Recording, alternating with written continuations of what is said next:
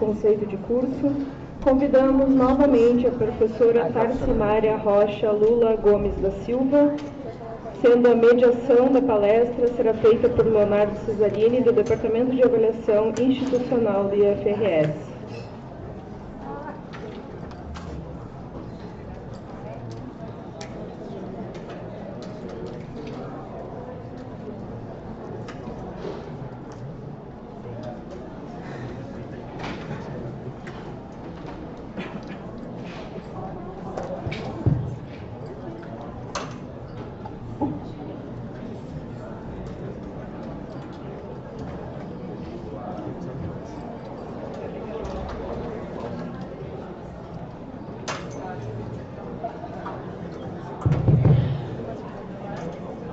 Boa tarde a todos e a todas. Acho que a nossa palestrante já está chegando. Então, eu só vou fazer uma pequena introdução. Primeiramente, agradecendo ao convite dessa mediação, tendo em vista que a avaliação institucional não é só o meu campo de trabalho, mas também o meu campo de estudo na minha tese. Portanto, estamos bem por dentro. Agradeço também a presença em especial da Comissão de Avaliação, onde eu já encontrei alguns colegas, tendo em vista que nós estamos em período de sensibilização em todos os campos, ou seja, nós estamos divulgando o processo que está por vir de avaliação institucional. A avaliação institucional ela é importante em diversos termos para a instituição. Eu destaco 3 deles, que alguns já foram mencionados, que é a qualidade da educação, tendo em vista a própria subjetividade da palavra qualidade, onde, é claro, por exemplo, nós falamos em qualidade em um restaurante 5 estrelas e uma qualidade em um restaurante que está à beira de estrada. A qualidade em si, ela é sempre polêmica, mas ela existe.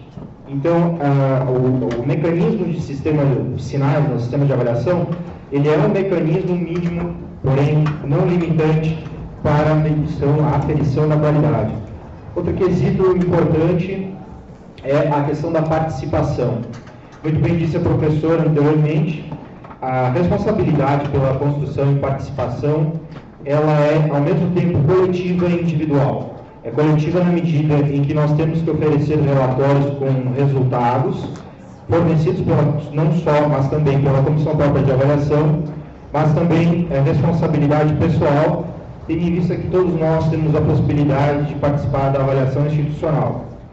E um outro aspecto, além da qualidade de participação, é o quesito identidade.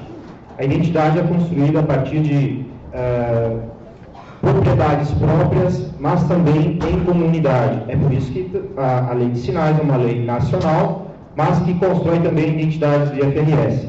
E que melhor exemplo dessa construção conjunta do que os alunos que estiveram aqui agora há pouco. Na avaliação institucional, nós temos sempre que ter em vista a sua construção permanente. Isso significa que ela não pode ser simplesmente dada e acabada. No IFRS, a Comissão Própria de Avaliação, assim como nas visitas externas, as quais vocês recebem também a nossa visita, tem uma grande preocupação em fundamentar a avaliação para ser construída. Na filosofia, nós usamos um termo muito conhecido, que é o da interpassividade, também usado às vezes na psicologia.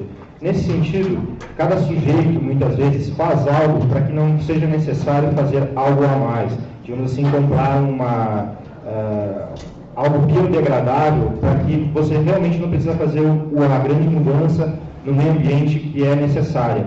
Isso ocorre muitas vezes também naquela velha história, eu vou votar na CPA, ou vou votar, melhor dizendo, no instrumento, simplesmente para resolver ele, mas no fundo nós não fizermos mudança nenhuma. Então, vou passar imediatamente a palavra à nossa palestrante, a qual com certeza a gente tem um monte de dúvida ainda para passar para ela. Muito obrigado.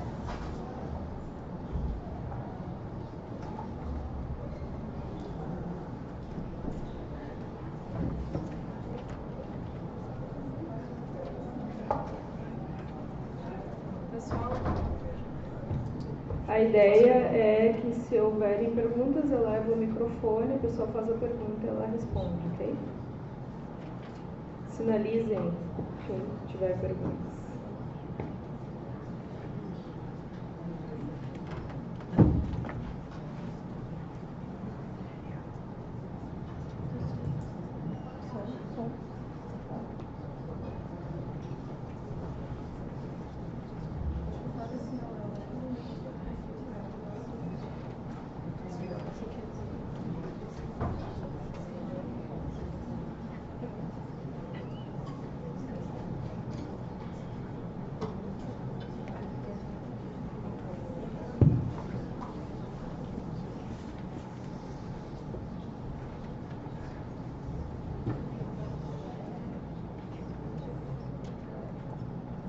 Boa tarde. Eu sou o Fabiano do Campus Caxias do Sul, sou coordenador do curso de Tecnologia em Processos Metalúrgicos. Nosso curso passou pelo reconhecimento já.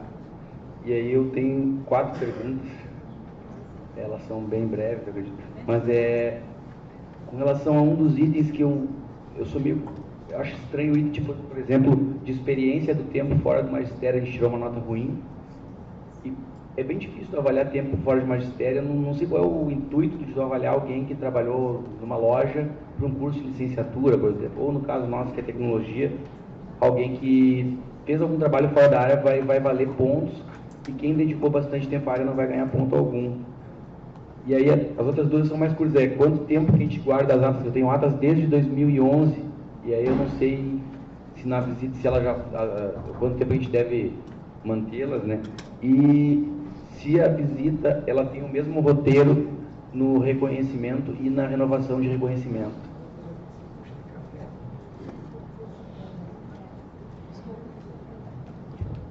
Essas duas últimas têm o mesmo tempo do reconhecimento e renovação, o tempo em relação a quê?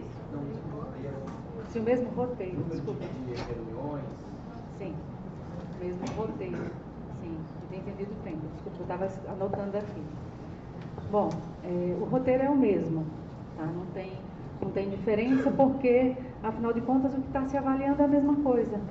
Está se avaliando a implementação do projeto pedagógico, né? Se os caminhos percorridos são os caminhos que estão orientados pelo documento, pelo projeto pedagógico, pelas diretrizes curriculares nacionais, né, que cabe àquele curso específico, da legislação, se está sendo cumprido os requisitos legais, se o corpo docente tem percepção da correta implementação desse projeto, com base em cada disciplina, em cada ementa, conteúdo, da bibliografia. Basicamente é o mesmo roteiro, sim. Né? Claro que se espera que no momento de renovação de reconhecimento, o trabalho do grupo já esteja um trabalho maduro, né? que o grupo já tenha se encaminhado, se envolvido mais com extensão, com pesquisa, né? Se está dentro do perfil, né? Que não fique apenas no feijão com arroz, se cabe espaço, né? Se a região requer, se tem essa carência exatamente para discutir os conceitos, então aí vai ter um novo roteiro em razão desse amadurecimento que carece, né? Para onde caminha esse projeto? Né? Ele vai ficar nisso porque se couber, muito bem, se não, né, há caminhos a se expandir. E com respeito a falar dos documentos, né, das atas, existe uma normativa com respeito à guarda de documentos, guarda de acervo, chamado acervo acadêmico. Então, todos os documentos que foram produzidos são documentos históricos. No caso de um curso, das atas dessas reuniões, elas inclusive servem de resgate histórico do que o curso implementou na sua primeira proposta e o quanto que ele cresceu e amadureceu. E se está em discussão, vamos supor, por exemplo, como a gente está hoje lá no IFRN, em discussão na avaliação das nossas ofertas. Nós vamos avaliar para o novo PDI, né, e para o ano vigente, né, o ano vindouro, 2018, se os cursos que nós estamos ofertando, ministrando hoje, se eles ainda cabem nas regiões e no mercado, se há, até a gente estava até conversando com uma colega sobre acompanhamento dos egressos. Né? Vamos supor, se a gente tivesse aqui no campus Bento um curso de datilografia, né, e o pessoal persistisse em manter o curso, que afinal de contas, muito bacana, eu fiz, e essa máquina é muito linda. A gente avaliar, cabe manter o curso, né, cabe manter essa formação, manter um grupo envolvido nessa oferta, tem espaço de atuação? E aí, o resgate histórico de documentos é um resgate histórico, não é um documento, inclusive, tem tempo de guarda. Tem documento, por exemplo, quando o aluno recebe ajuda de custo, né, bolsa em extensão ou pesquisa, se eu não me engano, a guarda desses documentos é de 48 anos. Então, há um tempo legal para a guarda de documentos. Fora essa questão muito importante, que eu acho que é do resgate histórico. É um documento histórico que traz a história. Por vezes a gente remaneja, muda de campus, muda de função, e os novos grupos, novos colegas que vão chegando, não têm essa história, essa vivência para resgatar. E eles vão resgatar nos documentos. Eu acho que cabe guardar, sim. Eu acho que é muito importante essa guarda desses documentos. Certo? E a questão que você falou sobre a experiência que é em outra área, totalmente divergente. Eu, por exemplo, fui bancária. A priori não tem nada a ver, né? Não teria nada a ver com o que eu exerço hoje. Mas você pode ter certeza que muito do que eu faço hoje, da minha postura, do meu envolvimento com o público, né, de organização, eu aprendi lá, quando eu era bancária, porque requeria uma organização, uma atenção, uma disciplina. E tudo que a gente vive, a gente leva para dentro da sala de aula. A gente não se despe de nada do que a gente vivenciou. Então, isso é levado em consideração, porque faz parte da nossa história. Para onde a gente for, a gente vai levar. Vai caracterizar a nossa ação. Oi, boa tarde. Meu nome é Vitor, Campos Caxias do Sul também. Pela manhã você comentou que existe a possibilidade, está em estudo ou em andamento já, de uma nova configuração dos institutos. Eu fiquei curioso para saber o que significa essa reconfiguração dos institutos federais. Bom, eu não estou discutindo de perto isso, mas tomei conhecimento em razão dos gestores da minha instituição participarem lá no CONIF das discussões, porque os institutos, a depender do tamanho, do número de campi, do número de servidores, eles podem ganhar uma configuração, dividir em dois, ganhar mais código de vagas. A reitoria tem uma outra dimensão de administração, em razão do número de campi. Eu não estou pormenorizada nessa discussão, né, mas o que coube a mim, lá na reitoria, de tomar conhecimento é isso. Então, está se estudando, se negociando essa possibilidade de alguns institutos estarem em condições de receber mais códigos de vaga, porque o RAP, né, de 1 para 20, né, de docentes, da proporção de docentes, servidores e alunos, então há uma nova configuração para esse cálculo, para esse dimensionamento das instituições.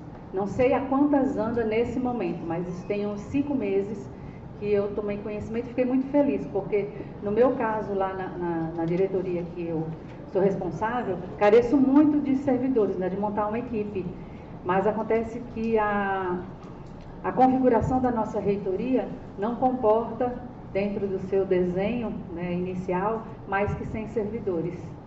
Nós temos hoje 120, né, porque temos algumas cooperações técnicas, e não dá conta do volume, né, de trabalho, de demanda que nós temos.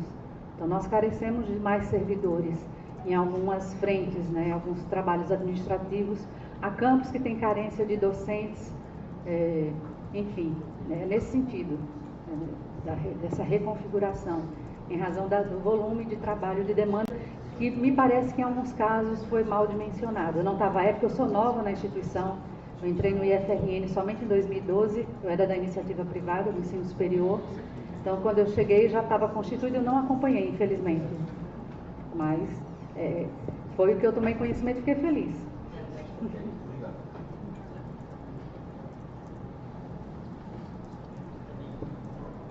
Boa tarde, meu nome é Emerson, eu atualmente estou coordenando o curso superior de Tecnologia em Análise e Desenvolvimento de Sistemas. Faz 5 anos que esse curso está em andamento. Há 2 anos atrás ele passou pelo reconhecimento, tá?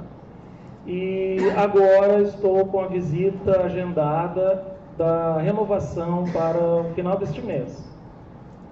Não estou nem um pouco preocupado com o meu curso. Eu tenho uma experiência anterior de coordenação de cursos na iniciativa privada, então já está tranquilo nessa parte. Porém, você, na sua fala de manhã, uma frase que eu anotei aqui, foi que nós devemos nos preocupar com o acompanhamento dos egressos por 10, 20 anos.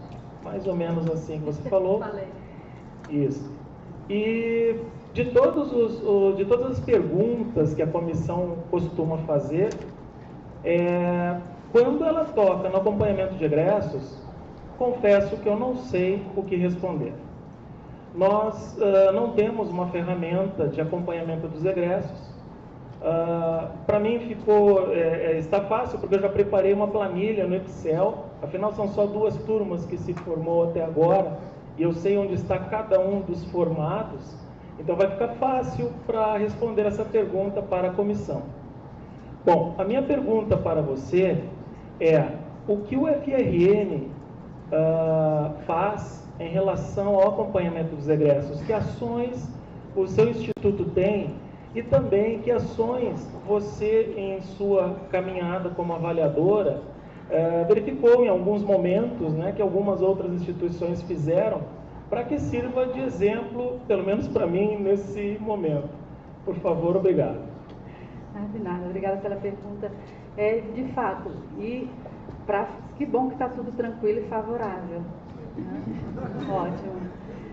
Isso já é um primeiro passo, né? Isso é bom. Com respeito aos egressos, infelizmente é uma ação, uma atuação muito nova e desconhecida por grande parte das instituições, dos coordenadores.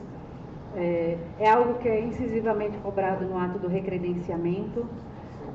No reconhecimento de curso e renovação de reconhecimento, não é comum os avaliadores serem exigentes nesse sentido. Já há perspectiva de novo instrumento, já vi um indicador nesse sentido para os reconhecimentos de curso. Na minha instituição, não tem ainda algo efetivo como deveria estar sendo. Nós estamos tateando nesse sentido, né? Tal como vocês aqui, lá na extensão, nós tínhamos um colega que fez a sua dissertação, a pesquisa dele foi com os egressos, né, com um instrumento de acompanhamento de egressos, mas era muito incipiente, né? Então não tinha inclusive grande adesão, em razão de nós não termos uma sistemática de manutenção do contato com esse egresso.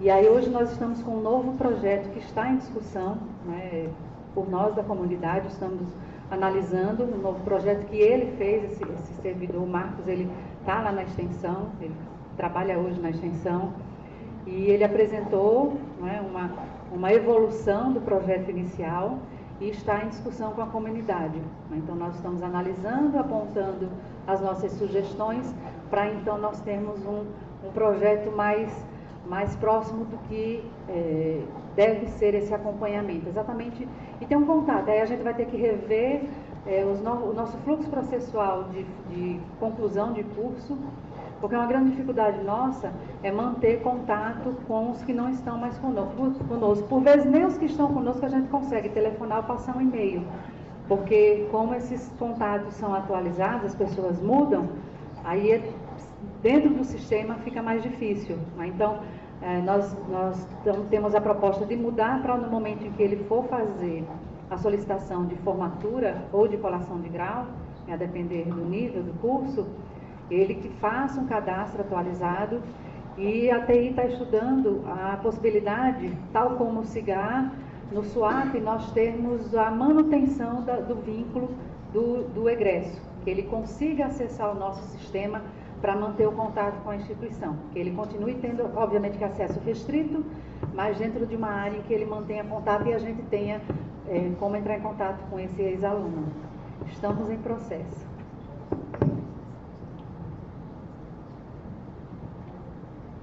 Boa tarde, eu sou a Patrícia, coordenadora do curso superior de Tecnologia em Análise e Desenvolvimento de Sistemas do campus Canoas. Em 2015, nós recebemos a visita de reconhecimento em loco e sofremos 2 diligências. A primeira, em relação à acessibilidade. Todos os nossos prédios, apesar de eles serem térreos, nós termos banheiros adaptados, Nós não tínhamos o piso tátil nem as placas em braille. Conseguimos justificar algumas coisas e também em relação ao meio ambiente, a inserção do meio ambiente foi tranquila, aceitaram, mas a questão de acessibilidade gerou nova visita em loco. Nós devemos receber, por informações da Margarida, até o final do ano, essa nova visita. Qual é o meu questionamento, até daqui a pouco para nós refletirmos um pouco? No momento que nós recebemos a visita, eu acho que foi uns 20 dias após, veio a comissão para fazer o reconhecimento do curso de logística. Olharam o nosso relatório, não gerou diligência, tudo tranquilo, passou, né? Este ano nós recebemos visita para o reconhecimento da matemática, novamente gerou diligência, mesmo apresentando o processo de aquisição do piso, tudo, gerou diligência, recebeu o reconhecimento, mas terá nova visita em loco. O que acontece? Eu sei que as comissões elas têm uma certa subjetividade, né? Por mais que nós tenhamos todos os demais requisitos sendo cumpridos, esse detalhe gera uma nova visita. E o que acontece no caso de eu não cumprir este requisito da nova visita em loco? Porque no meu caso do ADS foi tanta briga para a gente conseguir colocar o piso, que a visita já era para ter vindo e não veio, graças a todas as orações que nós fazemos, e agora o campus está em obras. Então, se a comissão vier, eu tenho como comprovar que nós estamos colocando o piso tátil, mas eu ainda não tenho as placas em braille. Então, estes aspectos, eles podem me colocar novamente numa visita em loco, mesmo eu tendo nota no ENAD. Esses aspectos, eles podem fazer com que o meu curso sofra alguma outra consequência. O que realmente acontece quando a gente não cumpre uma diligência? Acho que seria esse o foco. É isso mesmo, é requisito legal. Requisito legal ou é ou não é. Tanto lá no instrumento de avaliação é ou sim ou não. Não tem um meio termo, não tem um mais, B mais, A menos. É ou tem ou não tem. A questão da subjetividade vai também da falta de, talvez, de conhecimento específico. Né? Infelizmente, há pessoas que não têm domínio de todo documento ou de toda a legislação e considera que o básico que tem atende é suficiente, o que de regra não era para ser. Né? Porque a cultura que a gente tem uma legislação, a gente não cumpre, torce para ninguém prestar atenção e a gente passar desapercebido. O que existe é legislação. Se é lei demais, né, não é o que está aqui para a gente discutir, é o que está instituído que a gente tem que cumprir. Tem avaliador que é especialista em acessibilidade. Eu tive um caso lá, de um campus, inclusive foi um campus que semana retrasada teve um reconhecimento, conceito 5. Aí teve uma comissão que veio em abril, foi quase 5. Teve uma colega aqui que falou que o dela de matemática foi 4,48. Esse nosso lá foi por aí também, em abril.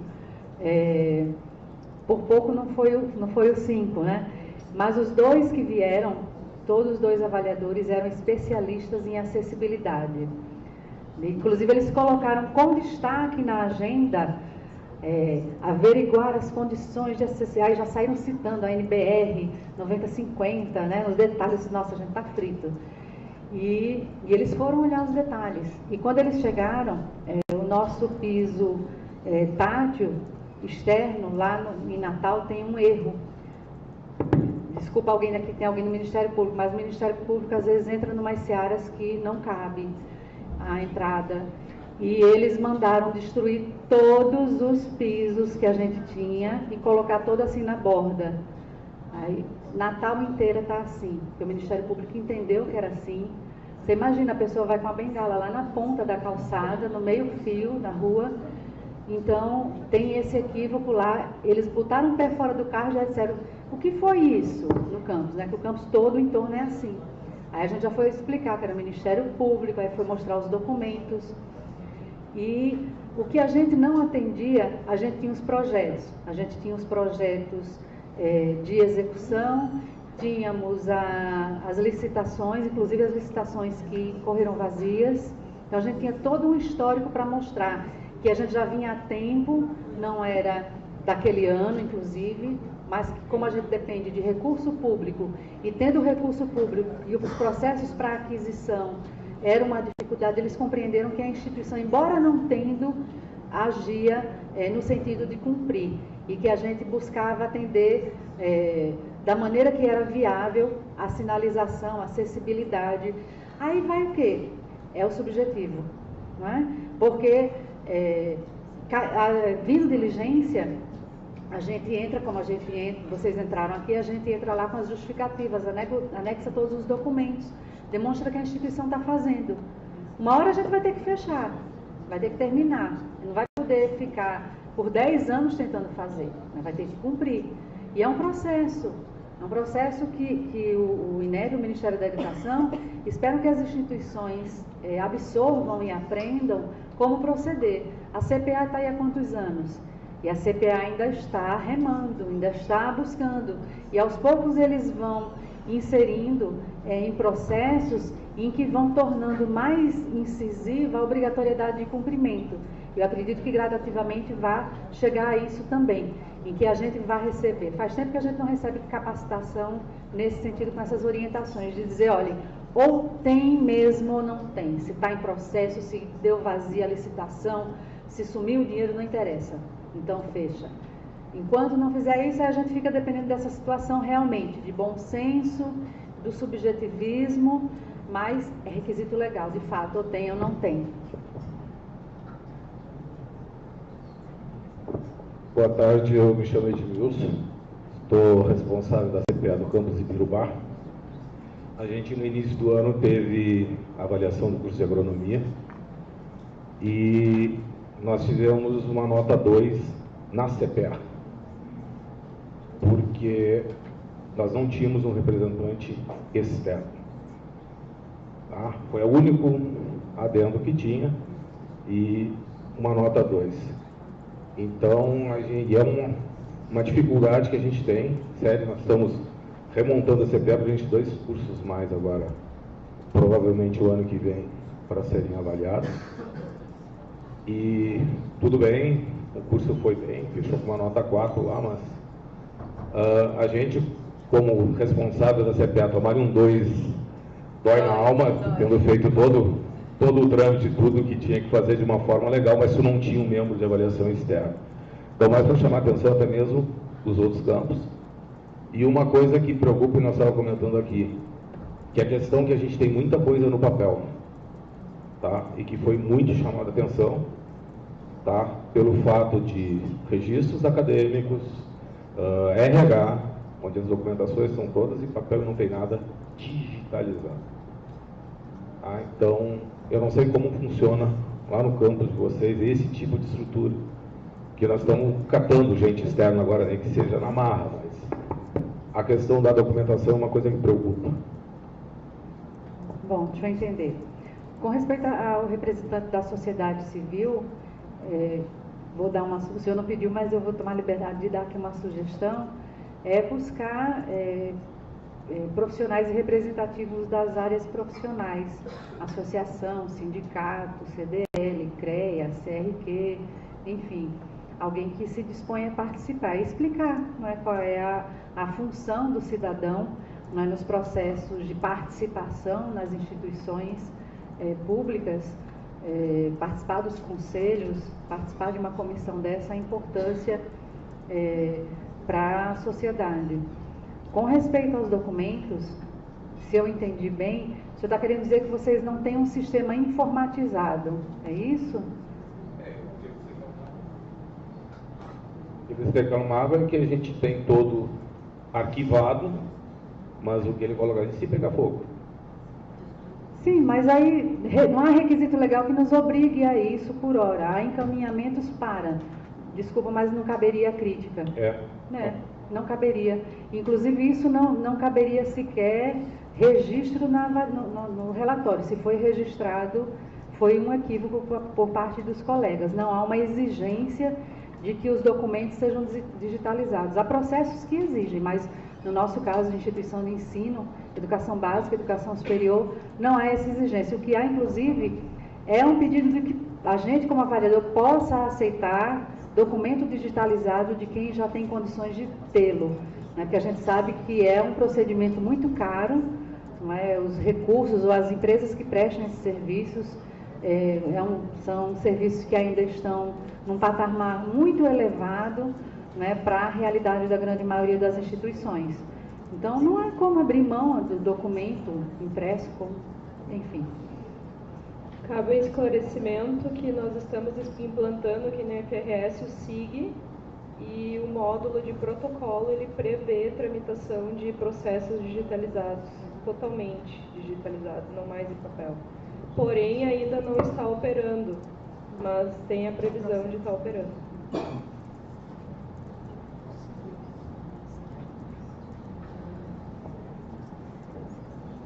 Boa tarde.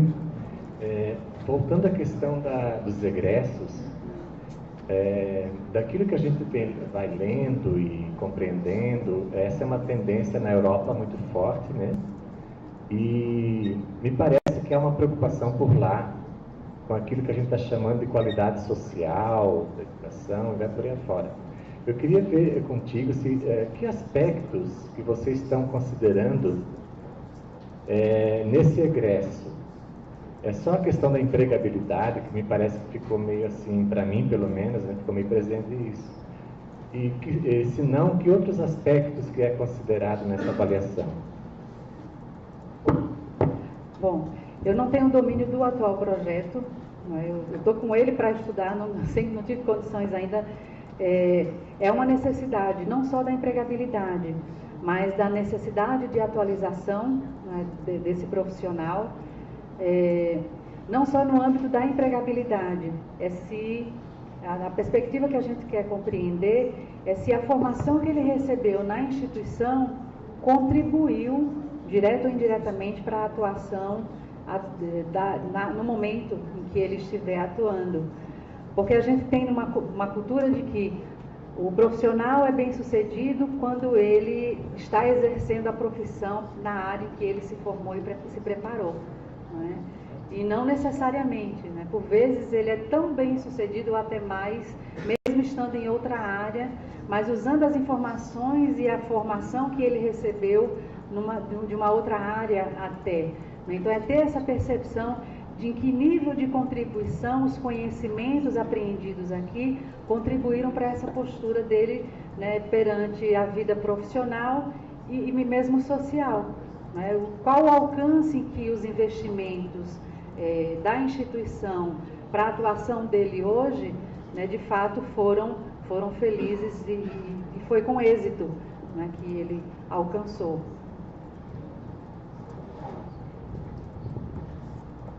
Olá, meu nome é Thiago, sou do campus Ibirubá, coordeno atualmente o curso de Ciência da Computação e a gente vai passar para avaliação ano que vem. Né? Duas perguntinhas, né? Com relação à infraestrutura. Primeiro, a gente tem uma sala que a gente divide com os coordenadores de curso e um ambiente reservado para conversar com o aluno. Pode, não pode, é recomendável? Esse reservado é reservado mesmo? Mais ou menos. Ou é uma meia parede, uma cortina, um negócio assim meio arranjado? É, uma meia parede. Não conta. Tá, outra questão é com relação à infraestrutura do laboratório. A gente tem alguns laboratórios que não tem 30 bancadas, né? Laboratórios específicos, não de informática, né? Por exemplo, laboratório de redes de computadores, laboratório, né, que a gente vai trabalhar com sistemas digitais, enfim. A gente não tem 30 bancadas. Os alunos podem trabalhar em duplas? O que é recomendado? Bom, aí é a questão da particularidade do curso, não é? Tem curso, tem atividade, né? tem atividade didática em laboratório, que inclusive requer que seja em dupla, outros que não, que requer que seja sozinho. Qual é o quantitativo de vagas que vocês autorizam aqui? 30. 30 vagas. Certo. Nosso lá é 40, é padrão, 40 ou 80. Lá nós estamos adaptando, onde é possível adaptar, né, fazer as adaptações. Vem recurso, a gente consegue adaptar, outros estão na fila para adaptar. Nós tivemos alguns laboratórios que foram feitos com 20 bancadas, né, e é um Deus nos acuda isso, né, então tem que se adequar. Mas vai depender, vai ter aula que vai ser viável, não vai ser problemática dividir a bancada, mas vai ter aula que realmente vai ser problema. Aí é realmente fazer um diagnóstico, não é? vocês que estão, tal como nós, vão fazer o planejamento do novo PDI. Então, é pensar o que a instituição precisa investir nos próximos 5 anos, ou 8 anos, a depender do referenciamento de vocês, que eu não lembro. Foi 4, não foi?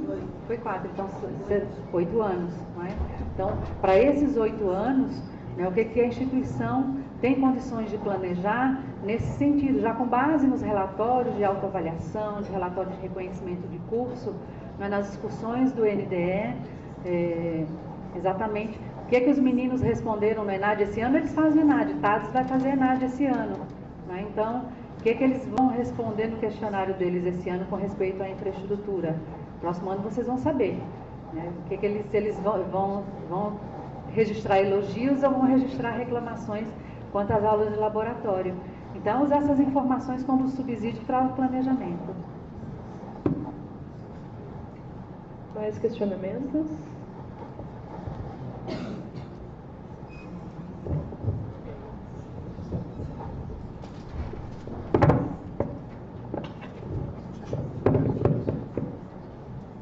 Tranquilo, eu pego aqui mesmo, sem problema. Bom, primeiro, boa tarde novamente, professora. Eu acho que eu sou o membro mais antigo da CTA daqui, eu faço parte da equipe de apoio, e é claro que eu tenho um monte de perguntas, na verdade, mas eu vou começar com uma um pouco mais teórica. Ok. Então eu vou só fazer rapidinho uma pergunta. Ela se disponibilizou, então, também conversar conosco da CTA. Interferir na programação, eles têm muitas perguntas que gostaria de fazer, e eu estou me dispondo a conversar depois para não interferir na programação, se vocês preferirem. Pode ser, pessoal? Tem tempo? Tem. Sim? Tranquilo. A minha pergunta, primeiro, é uma mais teórica e uma mais, digamos assim, mais prática, porque a gente às vezes precisa, né? A primeira, assim, como o sistema de avaliação brasileiro, ou melhor dizendo, a avaliação institucional, ela começa nos anos 80 e 90, na América Latina, principalmente, eu tenho uma nítida impressão de semelhanças entre os países que eu analisei. Então, a minha pergunta é essa relação que existe, tendo em vista que os sinais é uma lei nacional, entre a autoavaliação, eu faço esse parênteses, a autoavaliação, e a identidade institucional que forma cada uma das instituições. Eu gostaria de um breve comentário sobre essa relação, então, entre a identidade institucional de cada instituição em relação a uma lei que é nacional e que não é restritiva, né? Ela permite ter mais análises do que só o que está nos sinais. E a segunda, eu não poderia deixar aproveitar aqui que o pessoal da CPA está aqui, que nós estamos agora em período de sensibilização, já acho que eu repeti umas 2 vezes só para a gente estar em período de sensibilização. Dicas, eu acho que para o intercâmbio, assim, dicas de sensibilização, de como atuar a CPA, como na sua instituição isso ocorre, tanto a sensibilização quanto uma atuação em geral. Deixa eu ver se eu entendi corretamente a tua primeira pergunta, com respeito à identidade da instituição perante os sinais, perante a autoavaliação. Veja, ele se propõe a respeitar a identidade, a diversidade, não é? Quais são as instituições que são obrigadas a seguir o que está instituído? São as instituições que estão no Sistema Federal de Ensino, né? Estão atreladas ao Ministério da Educação através do Sistema Federal de Ensino. As fundações, as faculdades municipais, as estaduais, não são obrigadas a aderir, né? São Paulo é um grande exemplo de instituições que não aderiram. Até fazem avaliação externa, convidam avaliadores, inclusive, que fazem parte do BASES, têm um instrumento próprio, né? Então, não seguem o que está instituído. Então, nós que estamos vinculados ao sistema federal, as instituições privadas, né, fazem parte, né, do sistema federal, nós temos que nos submeter conforme está estabelecido. Certo? Com respeito à sensibilização, eu vi que vocês prorrogaram, né, até dezembro no site tem alguma coisa assim, prorrogada até dezembro, né? Do ano passado. Tá iniciando agora. Bom, é um processo difícil porque é um processo de formação. E, como eu falei pela manhã, eu acho que a gente lá também tem os mesmos problemas que vocês têm e os mesmos problemas que muitos têm. A gente tem muito trabalho, tem pouca gente, temos poucas pernas para muitas coisas que a gente precisa e quer fazer. E a autoavaliação, eu acho que é de fato não digo um gargalo, mas é algo que a gente está difundindo ainda. E é uma particularidade dos institutos, porque os institutos reinaram como instituições de ensino técnico, né, profissional, se não tinham que prestar contas da forma como temos que prestar hoje em razão da educação superior. É um outro acompanhamento em que a gente teve que se submeter a esse processo avaliativo externo, ao qual nós não estávamos familiarizados. Então, é algo muito recente na nossa história. Então, é algo muito recente. Para as pessoas compreenderem, a chamada velha guarda, compreender, né, que nós precisamos nos adequar à realidade, à legislação. Os novos vivem intensamente. Então, a gente fica driblando e tentando atrair, seduzir a todos. Né? Claro que há um grupo grande que se interessa, que se encanta pelo processo da autoavaliação, né? O quanto ele permite nós conhecermos a instituição e nos conhecermos e nos encontrarmos na nossa responsabilidade enquanto servidores, os estudantes, né? Tanto do ensino técnico, da educação básica, quanto da educação superior. Quando eles se compreendem dentro do processo, é muito bonito de ver, né? Porque eles veem quanta responsabilidade cada um tem. Então, realmente, aí demanda um tempo. Eu acho que ainda requer um certo tempo para a gente compreender, particularmente em razão da nossa história, né, da nossa história de evolução enquanto Instituto Federal. E aí, o que a gente tenta lá? E aí o colega falou que veio da iniciativa privada, está tranquilo, está favorável, né? Então, eu também tento levar o tranquilo e favorável da experiência que eu tive na iniciativa privada, de algumas ações mais, como é que eu vou dizer, mais pragmáticas, de as coisas acontecerem. No caso da CPA, o que eu fazia, o que era a prática minha quando eu era diretora da instituição de ensino superior privado. Para trazer mais proximidade, né, da comunidade, nós tínhamos as caixas de sugestões. Então, eram caixas de sugestões que eram espalhadas na instituição, em locais que não tinha câmera filmando as pessoas, para as pessoas se sentirem à vontade para fazer uma reclamação, para fazer uma sugestão, para participar, para não esperar esse momento de reunião, momento de avaliação, né, em que coisas pequenas, bobas podiam ser resolvidas, ou às vezes uma sugestão genial poderia ser colocada, em que a pessoa não vê a oportunidade, fica encabulada de ir pelo canal do e-mail, da ouvidoria, tem medo de ser identificado. Então, a gente está fazendo essa experiência lá em alguns campi já, da caixa de sugestões, né, divulgando com a comunidade, para que aquele ali é um canal de integração, de interação com a CPA, né, para que aos poucos a comunidade compreenda que a integração e interação com a Comissão Própria de Avaliação, ela não é sazonal, ela é fluxo contínuo. Então, vamos experimentando.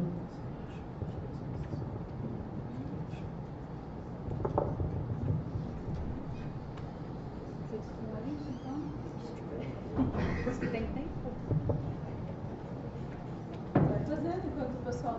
Vamos aproveitar o tempo. Professora, outra questão um pouquinho mais teórica, e que eu acho que eu já ouvi alguns membros da CPA até me comentarem isso. Primeiro, a parte mais... a gente sabe que a avaliação, ela não só avalia, né? Ela acaba modelando e remodelando as instituições. Nesse sentido, acho que até tem seu lado positivo, tem seu lado negativo, mas é fato, né? A minha pergunta também vai muito em relação à subjetividade da avaliação que foi colocada pela colega lá atrás. Porque muitas vezes, nesse modelar e remodelar, eu já tive experiências que às vezes a diversidade, porque a gente mora num país continental, ainda bem, E significa que às vezes a gente tem alguém lá do Rio Grande do Norte, ou lá de Roraima, ou seja, aí ele vem avaliar um curso lá de Sertão, que tem já lá em Sertão alguma especificidade. Então, o meu questionamento é como o avaliador age e como nós temos que ter essa desenvoltura.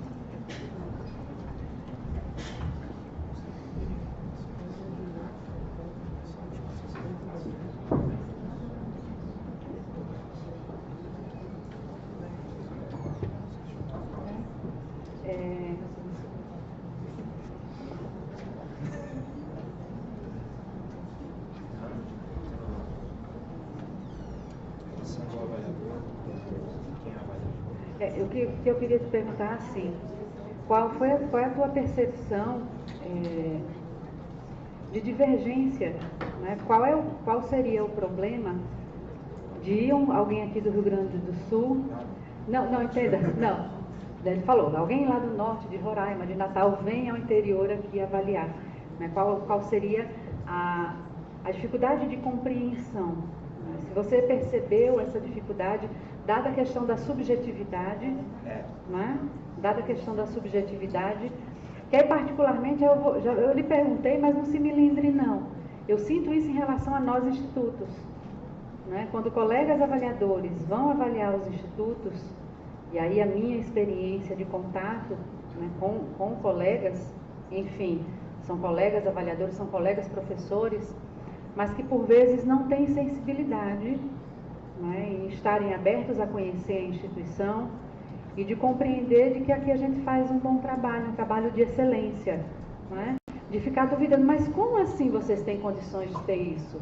Mas na minha Universidade Federal eu não tenho isso, como é que vocês aqui têm? Eu já tive situação da pessoa me perguntar assim na cara dura, e você ficar assim falando, não vou responder, senão esse negócio não vai dar certo.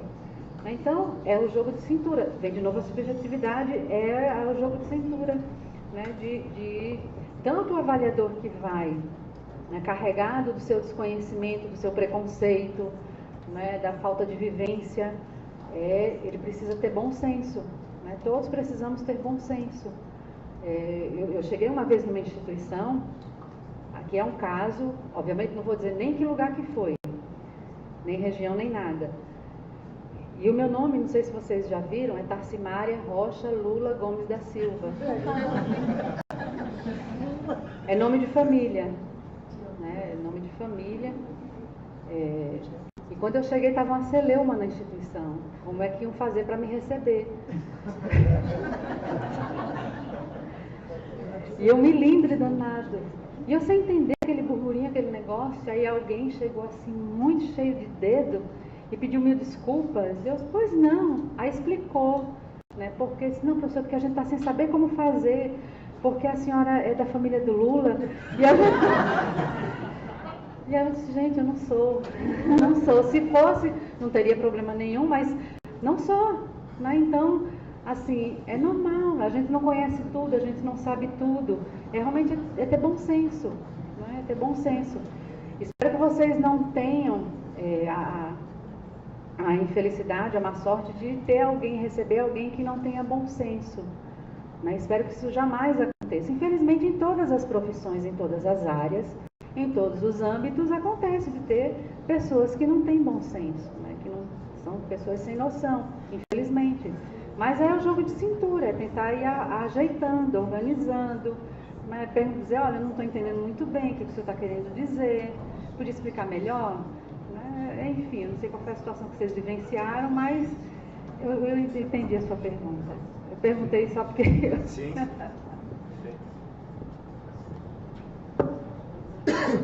Bom, primeiramente, boa tarde. Eu sou coordenador lá do ADS, da Feliz. E a minha dúvida é no sentido, na relação do ENAD com a avaliação Inova. Recentemente a gente preencheu o segundo formulário de reconhecimento de curso, agora a gente aguarda lá a marcação da data da visita, porém nós não tivemos alunos concluintes inscritos no exame deste ano, por conta lá da carga horária, das exigências de 75%. Então, o que isso impactaria nessa avaliação que vai ocorrer nos próximos meses? Bom, como vocês não vão ter alunos no ENAD, né, vocês não vão ter o conceito do ENAD, vocês vão receber essa avaliação, vai ser a nota dessa avaliação, e vocês vão receber uma segunda avaliação depois por não ter tido. Eles vão abrir posteriormente de ofício uma outra visita daqui a 2 anos e meio, 3 anos, qual curso? É um curso que passa esse ano pelo ENAD? Sim, sim. Né? Então, daqui 2 anos e meio, 2 anos, eles, a depender da temporalidade do curso, vai receber visita de novo. Aí, se tiver ENAD, aí para outro ciclo é que não contaria. Então, para o próximo, você ainda vai receber visita. Não há nenhum prejuízo para a instituição. Mas se não tem ninguém formando para fazer a prova, não há prejuízo, absolutamente.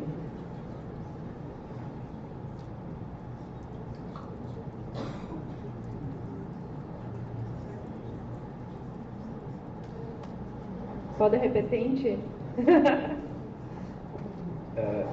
Professora, eu fiquei muito preocupado com relação ao lance do professor não ter pós-graduação, porque às vezes acontece, né? Daqui a pouco o cara fez o concurso para uma disciplina somente de curso superior, e aí ele não tem nem uma especialização, nada. Qual seria o impacto disso numa avaliação que eventualmente um professor esteja? Diligência. Diligência. Diligência. A nossa sorte é que... A nossa sorte é que, compreendendo que o ensino superior está em expansão, né? Nós somos uma instituição em expansão, em franca expansão. A nossa carreira prevê um concurso em que não se exige a titulação. Então, são as justificativas que nós lá utilizamos quando acontecia isso. Hoje a gente faz um trabalho para que não aconteça, mas se vir a acontecer, pode acontecer. Digamos que um campus que é a 300 quilômetros da capital, busca mais pessoas no concurso para substituto ou mesmo para efetivo, pessoas que não têm titulação, né? São as que se submetem a ficar no interior mais distante. Aí a gente vai justificar, né, como a gente justificou já outras vezes em que houve diligência, que em razão da carreira BTT nós não podemos exigir no concurso e que a instituição tem um plano de capacitação dos docentes, inclusive com previsão de recursos previsto no nosso PDI, no planejamento atual, que consta na prestação de contas no relatório de gestão. Então a gente faz toda uma justificativa para mostrar que não é negligência, não é má fé da instituição por querer pagar menos. E por regra, se contrata quem tem um conhecimento menor para se pagar menos, né? Tratando aí da questão do mercado. E não é o nosso caso. Então, a seguir o que está previsto no requisito legal, o curso seria recomendado para não ser reconhecido. Que aí é uma grande insatisfação da iniciativa privada em relação a nós. Né, que eles reclamam, que eu participo de uns grupos de avaliadores e o pessoal reclama muito, e eu faço que estou dormindo, que as federais têm a benevolência do Ministério da Educação, que não recebem visita para autorização, começam os cursos sem os laboratórios estarem prontos. Cadê que a gente da iniciativa privada só pode começar com os laboratórios prontos? E aí fica nessa situação. Bom, quem nos mantém? O Ministério da Educação, eles que precisam também prever recursos para nós podermos, então, mantermos os projetos de capacitação de servidores. Né? Então, a instituição precisa demonstrar, se acontecer, né, que está trabalhando para cumprir e capacitar todos os seus docentes. Mas espero que isso não aconteça.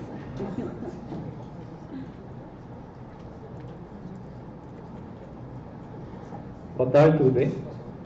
Meu nome é Gabriel, sou professor do campus Vacaria e atualmente eu coordeno o curso de agronomia. Porém, nosso curso lá ele tem uma peculiaridade, ele é um curso que ele é ofertado em convênio com o ERGS, é um curso conveniado. A nossa surgem várias dúvidas, como o pessoal tem em relação ao reconhecimento. E a minha principal dúvida, assim, na verdade, um relato seu, se você já avaliou algum curso ofertado dessa forma em convênio, e aos seus olhos isso seria uma dificuldade, ou então teria algum benefício em relação ao reconhecimento? Desculpa, eu acho que eu não entendi. Que tipo de convênio? O curso é conveniado entre o IFRS e o ERGS, ou seja... Mas é um curso de graduação? De graduação, curso de agronomia, bacharelado em agronomia. A UERGS, a UERGS é a Universidade Estadual do Rio Grande do Sul, é uma universidade. E nós temos, nós do IFRS, em parceria com a UERGS, ofertamos esse curso, ou seja, a infraestrutura da UERGS é utilizada, a nossa também, laboratórios, enfim, o corpo docente, né? Então, a carga horária do curso é dividida. Pois é, isso é uma outra dúvida. Então a gente tem um curso, um caso bem específico, né? Eu nunca vi um caso assim. Pois é. A gente tem as parcerias na pós-graduação, né? Nós temos também as ofertas na educação à distância da UAB, que às vezes, por vezes, os nossos polos não são prédios próprios, né? Tem parcerias. Agora, assim, aí o projeto pedagógico é ofertado metade pelo IF, metade pela... Isso, exatamente. A carga horária do curso, de 4.020 horas, ela é dividida, né? 2.010 horas pela UERGS e 2.010 horas pelo Instituto Federal. Bem como infraestrutura, salas de aula, as aulas, uma parte das aulas ocorrem na estrutura da UERGS e outra parte no Instituto, né? Bem como a questão de... Então, uma estadual, a outra federal. Exatamente. Interessante, gostei. Vocês utilizaram a potencialidade de cada instituição, né, o que a outra não tinha, a outra complementou, para então ofertar para a comunidade uma necessidade formativa, né, usando as duas estruturas. Aí a estadual está submetida ao sistema federal. Né? Nesse âmbito, vocês não podem... nunca tive um caso, mas analisando aqui assim, aligeradamente, né, o curso tem que passar pelo reconhecimento do Ministério da Educação. Não, vai ser um caso muito interessante. Será que é bom ou ruim? Eu acho que é muito bom. Eu acho que é muito bom. Porque, inclusive, as estaduais, caso se submetessem ao sistema federal, eu acho que elas cresceriam muito, né, nesse sentido. Tá bem? Mas muito obrigado. Interessante, gostei, achei muito interessante. Pelo menos é uma notícia boa, né? Você achou legal? Achei sim, muito bom. Mas é isso que a gente precisa, é buscar as potencialidades. A gente faz muito programa interinstitucional nos mestrados e doutorados, a gente faz MINTER, DINTER, né? A gente teve o primeiro mestrado fora da USP em contabilidade, foi num programa assim. Foi o programa entre a UFRN, a UFPB, a UFPE e a UNB. Porque todas as três queriam fazer o estrito sensu, mas não tinham professores doutores suficientes sozinhas. Então, juntaram esses docentes das 4 instituições e fundaram um programa, o multi-institucional. E aí os alunos sabiam que passando na seleção assistiram a aula, uma parte na UFRN, uma parte lá em Pernambuco, e uma parte iria a Brasília. Então, aí tem uma turma de Brasília, depois foi uma turma do Nordeste, depois eles abriram o doutorado. Foi muito feliz, muito exitoso esse programa. Eu acho muito bacana. Agora, não conhecia um assim como o de vocês. Bacana, parabéns. Muito obrigado. Esperamos que tudo dê certo. Se vocês estão seguindo a legislação, as DCNs, os catálogos, é tranquilo e favorável.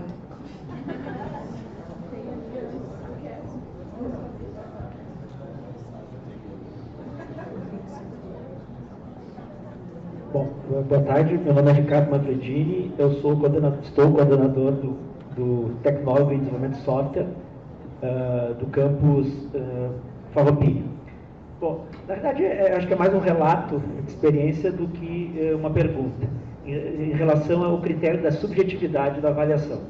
Eu, antes de ingressar no Instituto, também vim da iniciativa privada, muitos anos de magistério superior, passei por várias avaliações, cada uma com um critério diferente, Mas o que mais me chamou a atenção foram avaliações no próprio instituto, que nós sofremos.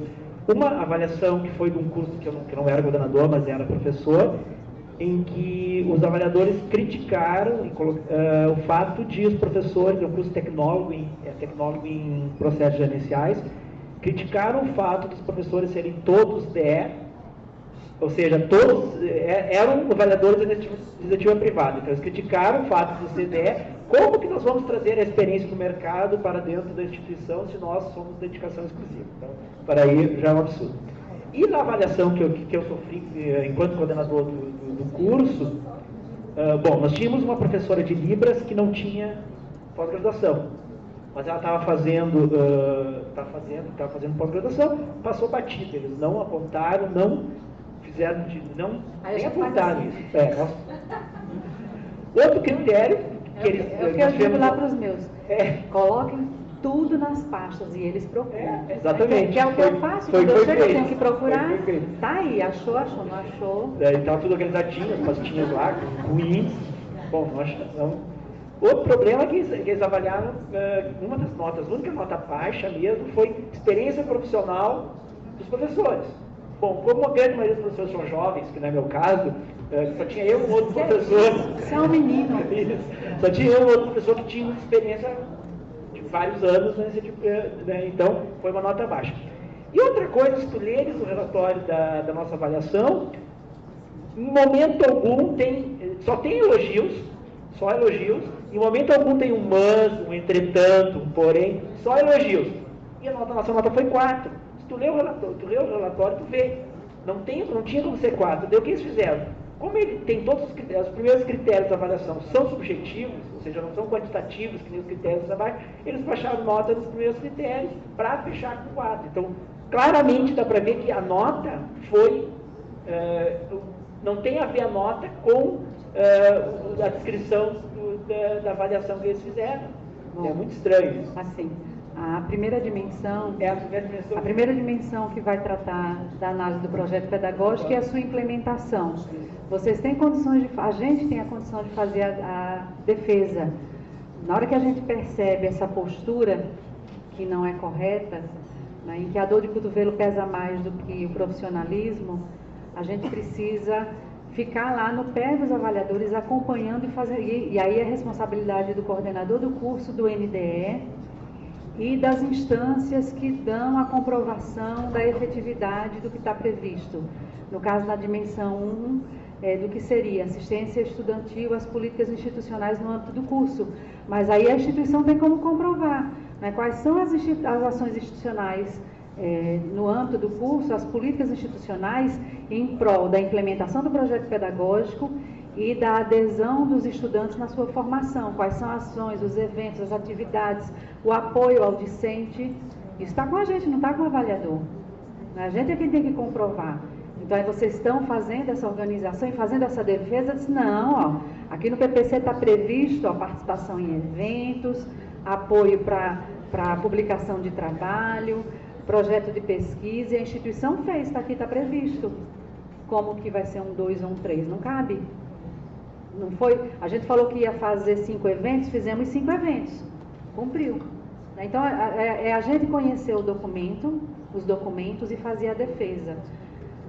Assim, aí voltando para a subjetividade, né? Tem pessoas e pessoas, tem pessoas que aceitam conversar e debater sem se sentir pessoalmente desafiadas, né? Então, há avaliadores que aceitam conversar e discutir que o projeto pedagógico não está claro, que o objetivo do curso não está em consonância, mas se vocês estão com o objetivo do curso e todas as ações em consonância e cumpriram com o que estava previsto, e tem os documentos para comprovar, é fazer a defesa, não tenham receio em fazer. Façam a defesa. Não é? É que normalmente a gente só tem esse resultado após a visita. Então, por isso tem a dificuldade de... Mas os avaliadores fazem as perguntas nas reuniões, fazem as perguntas, devem fazer as perguntas nas reuniões com o NDE, nos 2 dias em que ele fica com o coordenador do curso, aliás, nos 3, né, porque a depender do contato, já tem contato na chegada, aí no primeiro dia, no segundo dia, às vezes no 4º dia ainda tem contato. Então, é uma interação muito intensa. E esse é o momento, é não ter receio, não ter medo, é conversar. Obviamente que tudo de uma maneira muito educada, muito profissional. Agora tem hora que dá vontade de dar um chute, mas é controlar a vontade, né? Enfim. Mas a gente tem que fazer a defesa do que a gente faz, que a gente sabe que faz e que a instituição investe para ser feito. A gente precisa fazer a defesa. Ok, obrigado.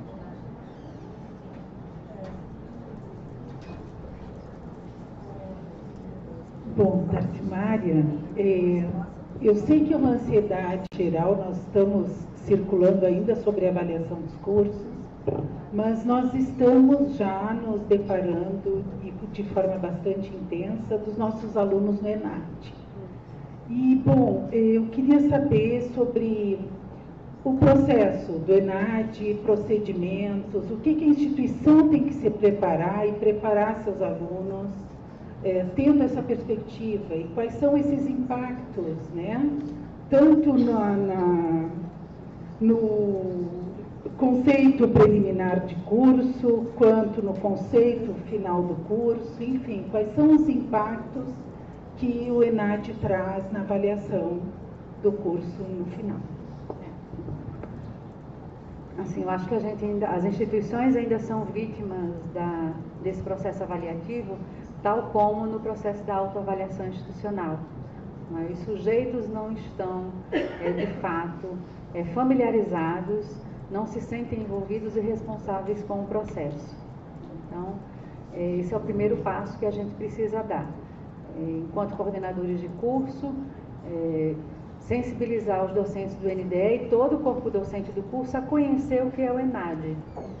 Não é fazer cursinho de ENAD, é ilegal.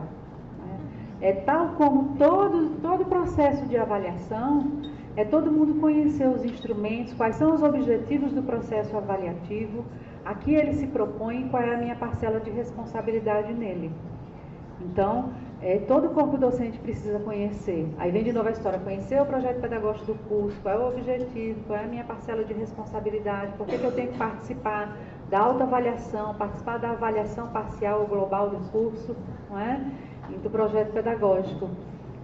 E o ponto de partida eu entendo que é por aí. Não é? Chegar nesse momento do ano do ENAD, considerando que todo mundo trabalha de maneira parceira, consciente, colaborativa, todo mundo conhece o processo, qual é o papel da instituição para, então, conquistar os estudantes a, de fato, aderirem, sabendo da sua responsabilidade.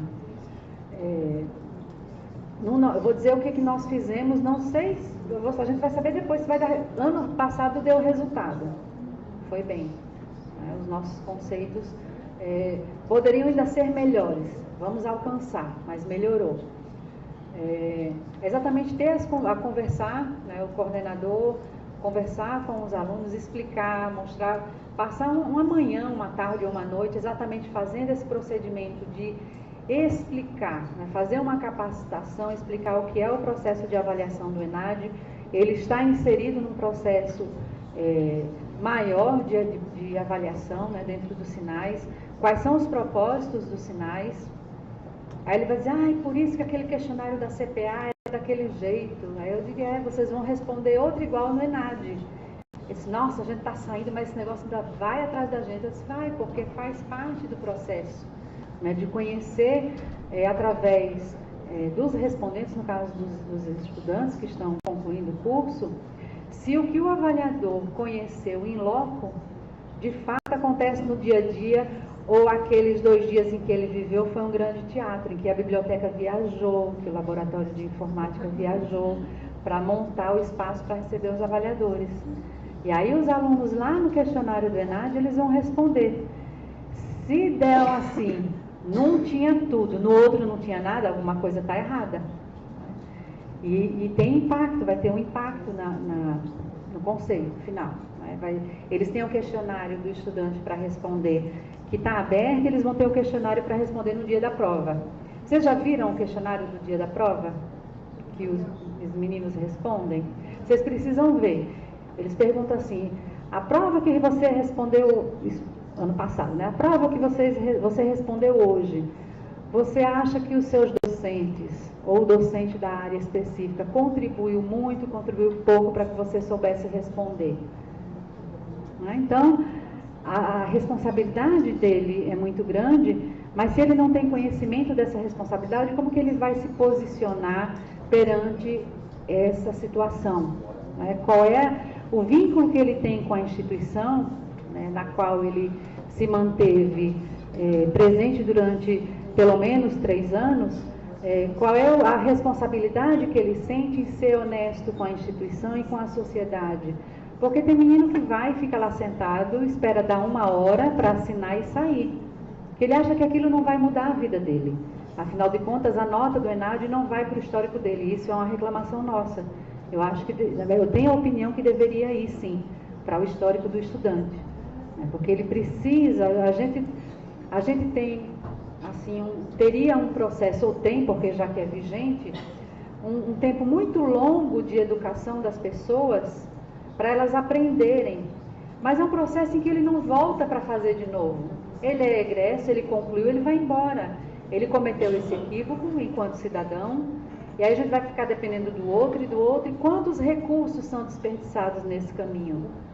Eu acho que pode ser simplista a minha ideia, mas eu acho que o registro do desempenho do estudante na avaliação do ENAD deveria sim estar registrado no seu histórico, tal qual todo o seu desempenho ao longo do processo de curso vai registrado no seu histórico. É uma avaliação. Que nós, enquanto instituição, sejamos avaliados, eu não sou contra. Muito pelo contrário, eu acho que inclusive o instrumento precisa melhorar no sentido de, em algumas coisas, ele ser mais exigente, mas saindo da subjetividade. Ele precisa ser mais claro nos textos, ele precisa ser mais claro em alguns cálculos, que aquele cálculo da bibliografia não é claro, né? É muito confuso para muito. O texto é confuso, principalmente quando fala da questão, quando a bibliografia básica tem um título virtual. Então, cada pessoa entende de um jeito, porque o texto dá essa permissão. Então, tem instituição que não tem livro e tem avaliador que acha normal não ter livro, e aí começam esses equívocos. E aí, sobre o ENAD ainda, o processo é esse, é realmente de formação. A gente precisa formar, mas a gente, antes de conseguir formar e convencer os estudantes, a gente precisa formar o nosso corpo funcional, né? Os nossos professores, os nossos coordenadores, que todos compreendam. E aí vai naquele processo inicial, compreender qual é a proposta de formação do projeto pedagógico, né? Qual é o profissional que aquele projeto se propõe a formar. E aí vem uma outra questão, que aí vai uma crítica minha a alguns colegas, que é do seguinte, e aí é um desabafo aqui entre IEFs.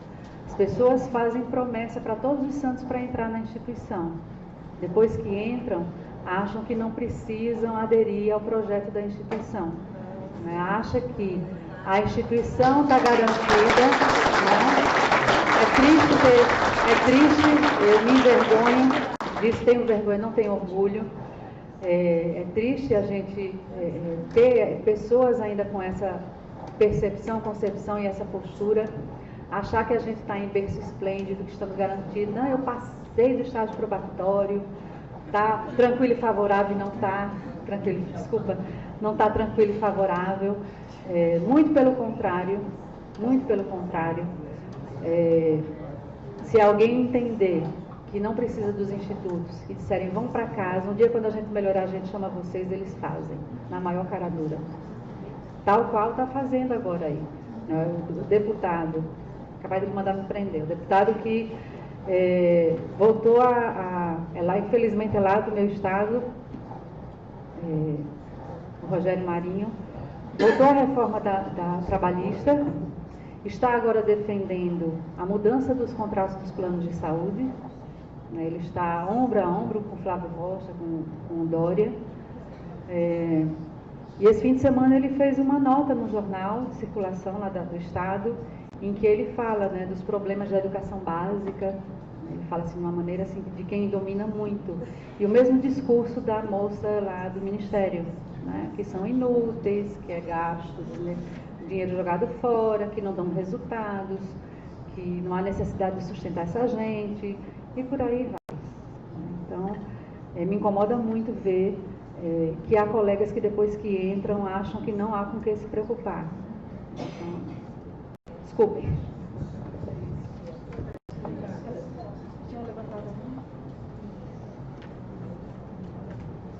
Patrícia Canoas de novo. Mais uma questãozinha agora em relação aos 20% do EAD. Sim. Nós temos no ADS, depois de 2005, depois do primeiro reconhecimento, nós fizemos alteração no nosso projeto pedagógico e incluímos em todas as disciplinas até 20% da carga horária das disciplinas para atividades semipresenciais. Não tem nenhuma disciplina que tenha... EAD, presencial. Até 20% atividade semipresencial. Só que pelo instrumento de reconhecimento semipresencial, pelo instrumento de reconhecimento, ele entra na mesma seara. Então, ele é avaliado, as atividades são avaliadas como se fosse um curso à distância, né? Nós tivemos todo um apoio da nossa PROIN, até para nós trabalharmos os professores para visita novamente em loco. E o que nós fizemos? Porque tem algumas solicitações do EAD, do instrumento de reconhecimento, que exigem, inclusive, um papel diferente, que é o papel do tutor.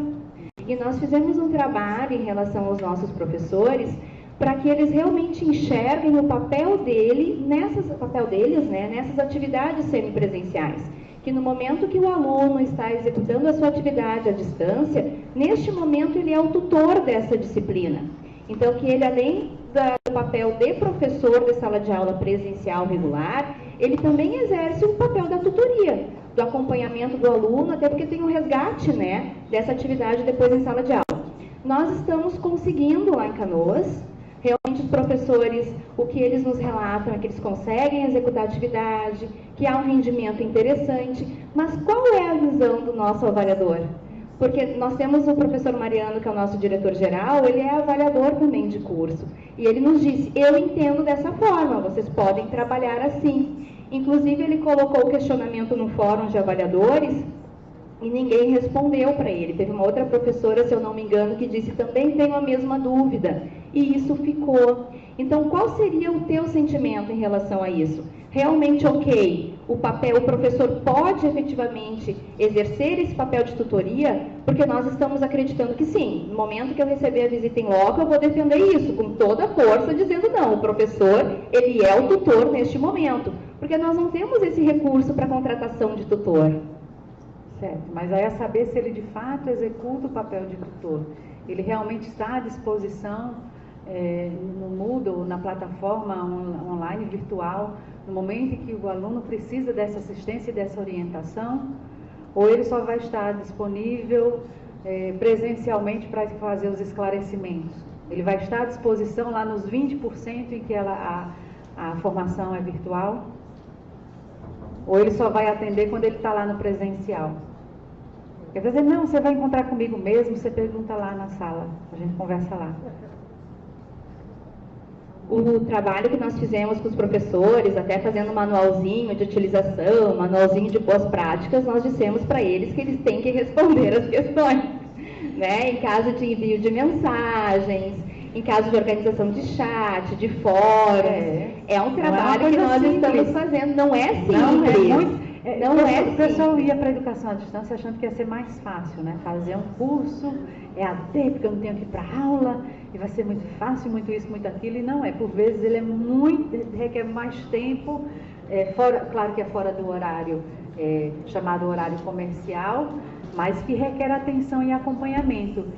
E aí vocês precisam fazer a avaliação e o acompanhamento desde já, para ver se de fato os docentes estão conseguindo cumprir com essa responsabilidade enquanto tutores, mas se não fica remanejado para o momento presencial.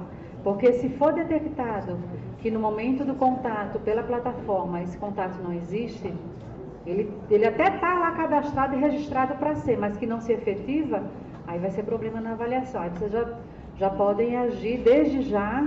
E aí identificar com os docentes, se estiver acontecendo de parte deles não está conseguindo cumprir, aí fazer aquele diagnóstico, qual é a dificuldade, o que é que precisa, é o sistema, é necessidade de capacitação, identificar quais são as fragilidades, né, as dificuldades que eles têm em cumprir, se for o caso. Boa tarde, professora. Já conversamos um pouquinho, né? Agradecendo mais uma vez a sua aula de hoje. Eu sou André, do Campus Porto Alegre, eu sou coordenadora do PROEJA, professora do PROEJA e de outros cursos superiores também. Mas eu falo muito desse chão, que é o chão do meu sustento. Então, quando a senhora fala assim que nós deveremos defender, concordo plenamente. Porque eu acho que se é do meu sustento, eu tenho que defender. A impressão que a gente tem em alguns momentos é que parece que alguns colegas, perdão aos colegas, parece que não precisam desse chão de sobrevivência, né? Para além disso, educar, ser profissional da educação é uma filosofia de vida. Formar opinião de outros seres que estão sob nossa responsabilidade é para muito além de ensinar o que fazer, né? Então, eu acho que o Instituto Federal, em âmbito nacional, ele precisa, sim, de uma identificação concreta que parta, principalmente dos seus professores. Nós temos que nos defender o chão, né, que nós trabalhamos, para que os nossos alunos nos defendam. Porque no momento que nós precisarmos sair da rua, levantar bandeirinhas, porque nós estamos, sim, ameaçados, quem vai nos defender e vai ir conosco são os nossos alunos.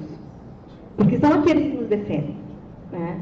Então, eu concordo plenamente com o que a senhora falou, só quero reforçar e agradecer isso que falaste, né? Porque é isso aí, a defesa é nossa, nós influenciamos talvez, mas nós aqui conversamos com eles sobre a qualidade do ensino que nós ofertamos, mas são eles que irão nos defender a partir dessa proposta de educação diferente, né, que nós nos propomos. É só um desabafo. Muito obrigada. Mas esses encontros também são para os desabafos, faz parte. E além dos alunos, a sociedade vai nos defender. Mas ela precisa compreender o papel que a gente desempenha aqui e que ele é benéfico para ela. Ele, mais do que... Claro que eu sobrevivo daqui, mas mais do que a sobrevivência, tem o que a gente produz e o que a gente proporciona para a sociedade. Esse é o grande benefício, e a sociedade precisa ver e ser lembrada. Mas não é a gente ir para frente da instituição reclamar e pedir apoio, eu não entendo assim. Eu acho que a gente tem como resgatar toda a nossa história, é uma opinião minha, eu acho que a gente precisa resgatar a nossa história, fazer campanhas, né, de divulgação, de resgate. Quem foram as pessoas que já estudaram no Campus Bento, né? Onde estão? Aí a questão dos egressos. Onde estão os egressos do Campus Bento, né? Onde eles estão atuando? Fazer uma campanha de resgate dessas pessoas, das histórias de vida. Qual é a absorção da região de Bento Gonçalves e Grande Bento Gonçalves? Onde estão esses estudantes hoje trabalhando? E os que estão hoje aqui estudando, como que está a vida dessas pessoas depois que elas vieram para a instituição? Porque a pessoa não tem reflexo na sua vida e na vida da sua família só quando se forma. Só em entrar, só em alcançar o processo seletivo, a aprovação no processo seletivo nos IFs, a gente já vê a vida das famílias mudarem. Porque isso é um resgate de autoestima, de orgulho e de esperança que a gente não consegue mensurar. E eu vivo muito isso lá. É muito comovente, isso me dá ânimo, fôlego e disposição nos dias em que está menor, né, que a gente está mais cansado, para manter o trabalho, para que todas essas pessoas, em razão das quais os institutos foram criados e expandidos, né, a capilaridade foi exatamente pela necessidade, né, a gente preferiria que não existisse necessidade de haver expansão, de que não precisasse ter novos institutos porque as pessoas já seriam formadas, né, não precisasse ter novos programas de alfabetização porque as pessoas já seriam alfabetizadas, mas infelizmente não é a realidade. Então, é em prol dessas pessoas que é em prol nosso enquanto cidadãos, enquanto enquanto pessoas residentes nesse país, é em prol de todos nós. A gente sabe que educação é vida, é saúde, é amor, né? É progresso, né? É sucesso, condições de sucesso na vida. Educação alcança todos os âmbitos da vida das pessoas. Então,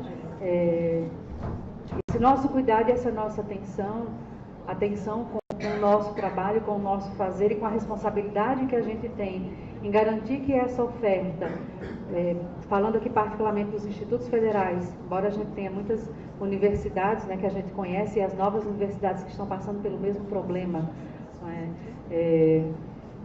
a gente tem a responsabilidade em manter esse nosso trabalho e garantir a excelência desse trabalho, né? Dar o sangue por esse trabalho para que essa excelência que nós fazemos aqui no nosso trabalho, que a instituição tem, que ela ganhe evidência e ganhe as ruas, que não fique restrito aqui, né? Que esse trabalho desse grupo que se apresentou hoje, aqui hoje pela manhã e agora à tarde, que vá para fora dos muros da instituição.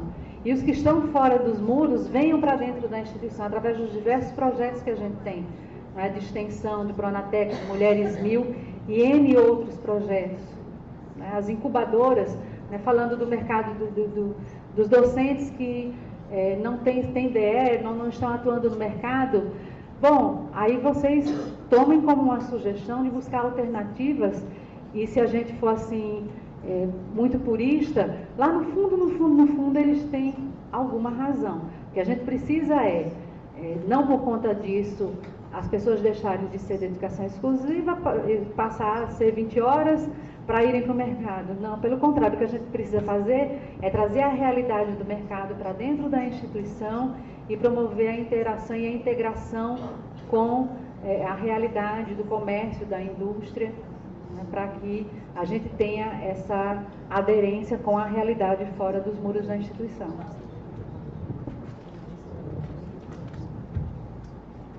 Acho que sou eu, então. Queria retomar um pouquinho as questões da manhã, mas fazendo a relação com o ENAD. Tá?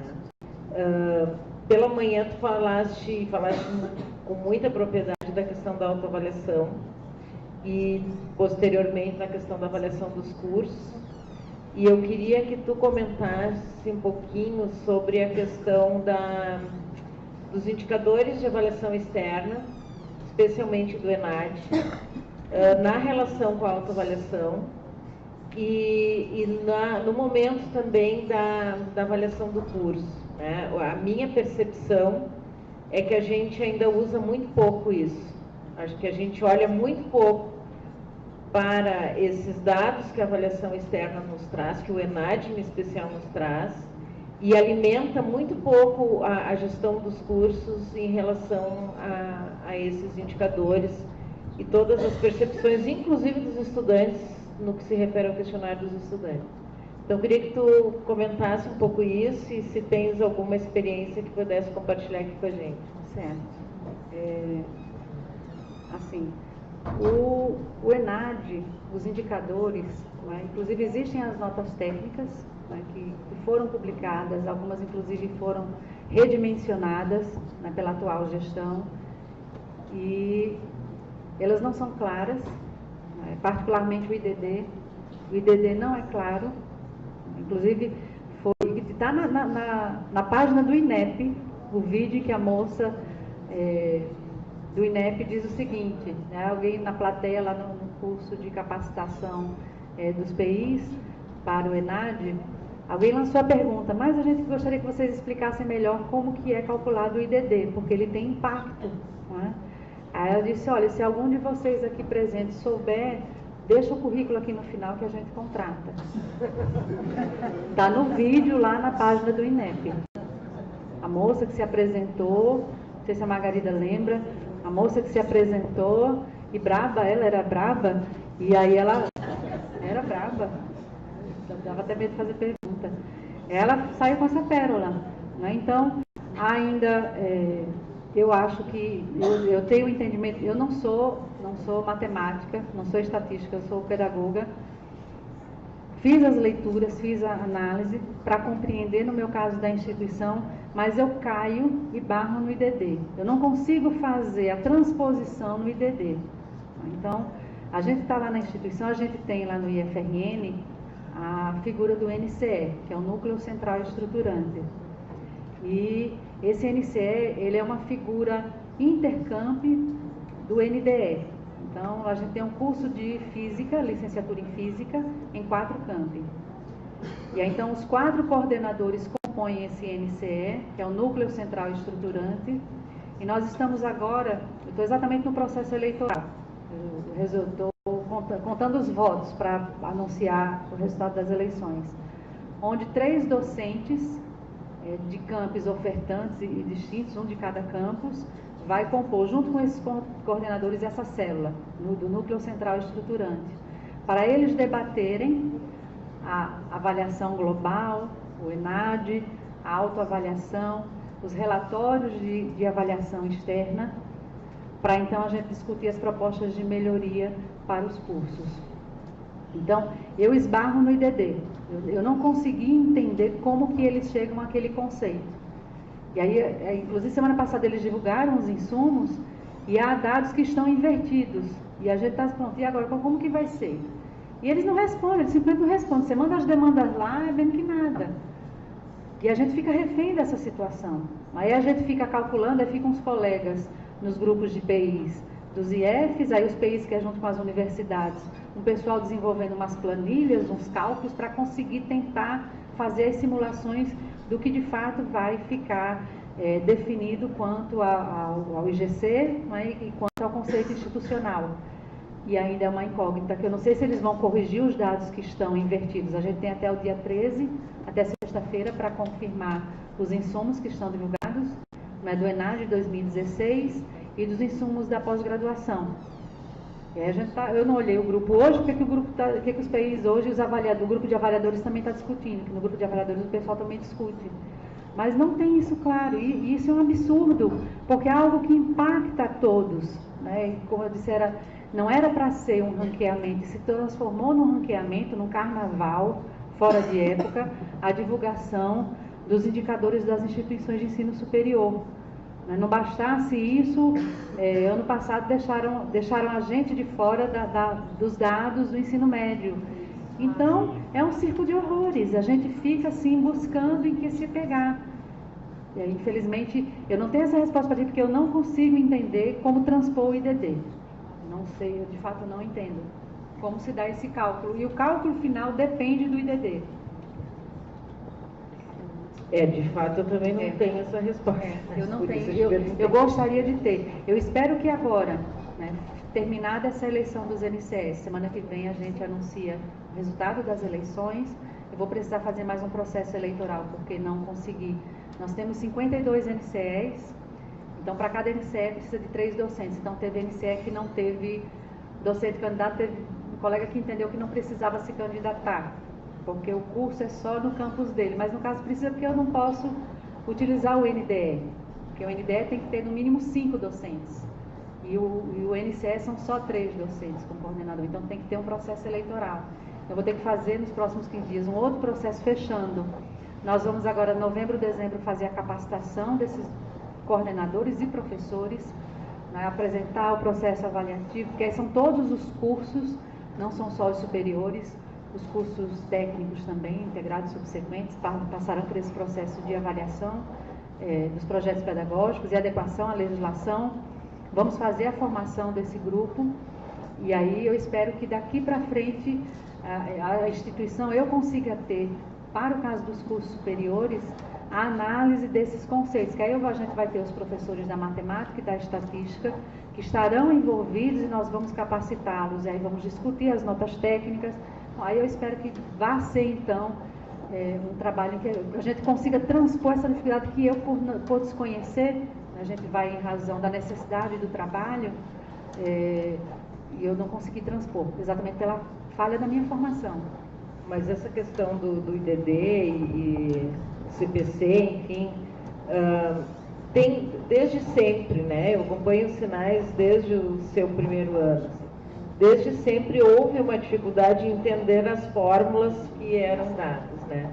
Mas eu tenho uma experiência, eu vou me permitir aqui compartilhar, uma experiência anterior, que a gente está tentando ainda aqui encaminhar, que é a análise do relatório do curso no ENAD, onde se pode analisar as questões do ENAD e, a partir do desempenho dos alunos, retomar o currículo, e eu acho que para esse trabalho que você está fazendo, que eu acho que a gente já anotou para copiar, o NCE, e eu acho que tem aí um ganho significativo, porque a gente consegue perceber, claro, tem toda a questão de elaboração de questão, enfim, mas eu acho que traz um retorno bem significativo para esse tipo de análise e avaliação dos cursos que vocês estão propondo. Fiquei bem interessado, pode convidar a gente para essa análise do relatório, né, do ENAD, não da análise dos conceitos, né, das fórmulas, a gente faz dentro do âmbito dos NDEs, né, dentro dos cursos. Os professores do NDE e o coordenador do curso fazem essa análise, que estão inclusive com os encaminhamentos dos anos anteriores até aqui para esse processo da avaliação global das ofertas, quando a gente vai sentar com o NCE para discutir esses documentos, né, ao longo de 2014 até aqui, para então a gente ver quais são as áreas, né, dentro dos núcleos de formação do curso, quais são os conceitos que não ficaram, a gente percebe que não ficaram claros. E aí a questão onde que vai ficar, vamos dizer assim, o pulo do gato, onde que foi o protesto, que a pessoa não acertou dentro de uma área específica do conhecimento, que foi por protesto, e onde que foi realmente foi falha na formação. Aí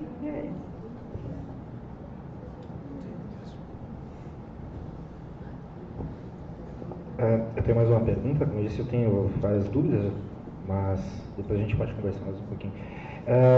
Ainda sobre os sinais e sobre o ranqueamento, que é uma coisa que, de fato, é assustadora, de como está sendo colocado para a situação brasileira, embora essa é uma realidade que lá na Europa já... Né? Exatamente. Tu citaste, eu não sei se tu falou ou se tu colocou no slide, mas o aprofundamento da cultura de avaliação, ele se dá por meio da autoavaliação. Os autores que trabalham com avaliação institucional, como Dias Sobrinho e companhia, eles também falam dessa cultura de avaliação, mas me parece que ainda está um pouco nebuloso.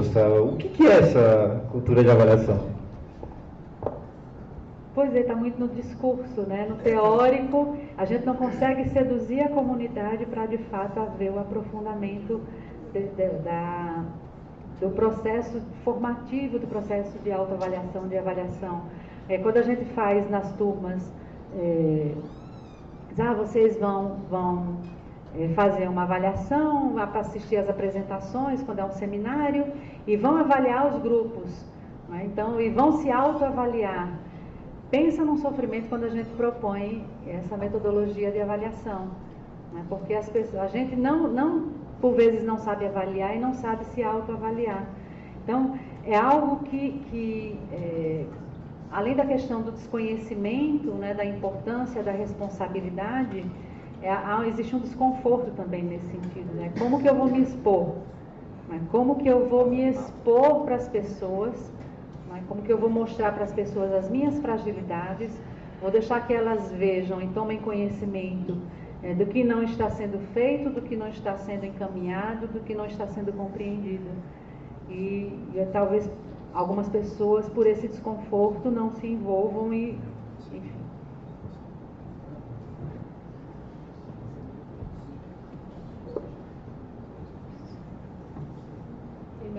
Mais alguém que gostaria de fazer perguntas, ou podemos já passar para o intervalo? Então, agradecemos a palestra da professora Tarcimária, a disponibilidade dela de estar hoje praticamente o dia todo conosco. Agradecemos a mediação do Leonardo e faremos um breve intervalo para o coffee break. O retorno está previsto para as 16h30.